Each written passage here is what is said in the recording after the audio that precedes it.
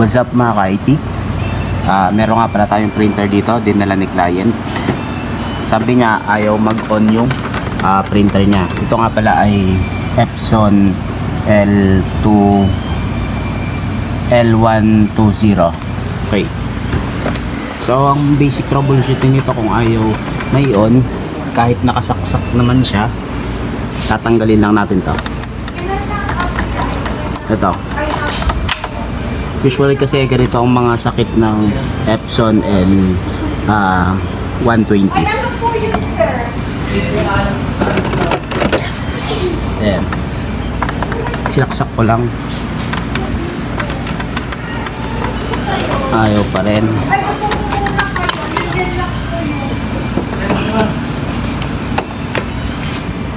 Itong dulo nitong cord, ihipan nyo. Yan. Saka nyo ulit ilagay.